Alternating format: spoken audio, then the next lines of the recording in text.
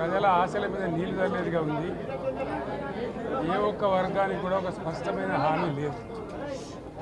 రాష్ట్ర రైతులను పొగుడుతున్నట్టుగానే పొగుడుతూ వెన్నుపోటు పొడిచింది ప్రభుత్వం. ఖచ్చితంగా స్పష్టంగా వాళ్ళ వైఖరి చెప్పినారు. గతంలో ఇచ్చిన మాదిరిగా కాకుండా రైతు బంధులో, రైతు భరోసా పేట వేసే పథకంలో అనేక ఆంక్షలు పెట్టబోతున్నట్టుగా ప్రత్యక్షంగా చెప్పి రైతులకు ఆల్రెడీ మోసం చేశారు. బడ్జెట్లో వాళ్ళ నైజాం కూడా స్పష్టంగా బయటపడింది. గత ప్రభుత్వం అన్ని రాష్ట్రంలోని అన్ని వర్గాల సంక్షేమాన్ని, వాళ్ళ ఆర్థికాభివృద్ధిని కాంక్షించి అనేక పథకాలు ప్రవేశపెట్టడం జరిగింది.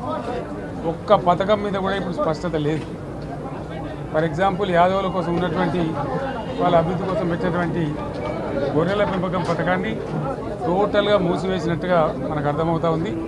ఇప్పటికే యాదవ సోదరులు చెల్లించిన డిపాజిట్ కూడా తిరిగి వాపసు తీసుకున్నది ప్రభుత్వం. ఎక్కడ కూడా లేదు. అత్యంత అడుగు వర్గాలు అని డబ్బా కొట్టినట్టు కొడుతూనే వాళ్ళ గొంతు కోసింది ప్రభుత్వం. దళిత వర్గాల కోసం గణితంలో ప్రవేశపెట్టబడ్డ విప్లవాత్మకమైనటువంటి దళిత బంధు పథకాన్ని ప్రస్తావన కూడా లేదు. ఇది చాలా దురదృష్టకరం. దళిత సమాజం పట్ల వీళ్ళకు ఉన్నటువంటి నిర్లక్ష్యానికి, వాళ్ళ ఫ్యూడల్ విధానానికి ఇంతకన్నా గొప్ప నిదర్శనం ఇంకోటి అవసరం లేదు. అదేవిధంగా మత్స్యకారులకు ఆ భరోసా లేదు. ఎవరికి కూడా చెప్పుకోదగ్గ భరోసా లేదు. ఇందులో విశేషం హైలైట్ ఏంటంటే, ఆర్థిక మంత్రి ప్రతి మాటను ఒత్తి ఆ డబ్బు వచ్చినప్పుడు అదేందో పెద్ద మహాప్రపంచ విజయంలాగా ఒత్తి చెప్పడం తప్ప కొత్తది ఏమీ లేదు. ఒత్తి పలుకులు పలకడం తప్ప కొత్తగా చెప్పింది ఏమీ లేదు. ఏ ఒక కొత్త సంక్షేమ పథకం కానీ ఏది కూడా లేదు. మహిళల పట్ల కూడా చాలా స్పష్టంగా చెప్పాల్సిన అవసరం ఉండే. కానీ వాళ్ళు మేము 1,00,000 కోట్లతో అన్ని రుణాలు, ఆ రుణాలు వీలేదో ఇస్తున్నట్టుగా, అది ఆల్రెడీ ఉన్న స్కీమే, నథింగ్ న్యూ అబౌట్ ఇట్, ఏమి లేదు. వెరసి ఇష్యూ యాజ్ ఏ హోల్. దురదృష్టం ఏంటంటే, చాలా బ్యాడ్ లక్ ఏంటంటే, మేము కూడా ప్రభుత్వం ఏర్పడిన తర్వాత కనీసం ఒక 6 మాసాల సమయం వాళ్ళకి ఇవ్వాలని మేము అనుకున్నాం.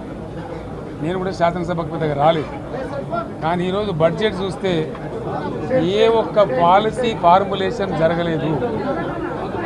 రాష్ట్రానికి సంబంధించినటువంటి ఏ ఒక్క విషయంలో కూడా ఈ అర్భక ప్రభుత్వం ఇప్పటి వరకు పాలసీ ఫార్ములేషనే చేసినట్టుగా కనపడతలేదు. వ్యవసాయం ఉంది, మాకు స్పష్టమైన అవగాహన ఉండే ఈ రాష్ట్రంలో వ్యవసాయ స్థిరీకరణ జరగాలని మేము 2 పంటలకు కూడా ఇచ్చినాం రైతు బంధు. వీళ్ళు ఎగ్గొడతామని చెప్తా ఉన్నారు. మేమేదో రైతులకు ఇచ్చిన డబ్బును దాన్ని పాడు చేసినాము, చెడగొట్టినాము, దుర్వినియోగం చేసామన్న పద్ధతిలో దురదృష్టకరమైన వ్యాఖ్యలు చేస్తూ ఉన్నారు. అంటే ఇది పూర్తిగా రైతు శత్రు ప్రభుత్వం అనేది తెలుస్తూ ఉంది. ధాన్యం కొనుగోలు చేయలేదు, విద్యుత్ సరఫరా చేయడం లేదు, నీళ్లు సరఫరా చేయడం లేదు, చాలా ఇబ్బందులు పెడతా ఉన్నారు. ఇంకా రైతు భరోసా, రైతు బంధు గురించి ఇంకా ప్రస్తావనే లేదు. ఎప్పుడేస్తారని మా ఎమ్మెల్యేలు అడిస్తే కూడా కనీసం సమాధానం చెప్తలేరు. కాబట్టి రైతులను వంచింది ప్రభుత్వం, వృత్తి కార్మికులను వంచింది. ఒక్క పాలసీ, ఇండస్ట్రియల్ పాలసీ ఏమిటి? ఏమి లేదు. బట్టి గ్యాస్ ట్రాష్ పంచరంగల్ ఈస్మాన్ కలర్ లాగా చెప్పడం తప్ప, స్టోరీ టెల్లింగ్ లాగా ఉన్నది తప్ప బడ్జెట్ చెప్పినట్టు లేదు. రాష్ట్రంలో వ్యవసాయ పాలసీ ఏమిటి? పారిశ్రామిక పాలసీ ఏమిటి? ఐటీ పాలసీ ఏమిటి? ఇంకా ఇతర అనేక పాలసీలు, పేద వర్గాలకు సంబంధించిన పాలసీ ఏమిటి అనే దాని మీద ఏ ఒక్క దాని మీద కూడా గ్యాసు ట్రాషే తప్ప, చిల్లర మల్లర ప్లాట్ఫామ్ స్పీచ్ లాగా ఉంది తప్ప, అది బడ్జెట్ ప్రసంగం లాగా లేదు.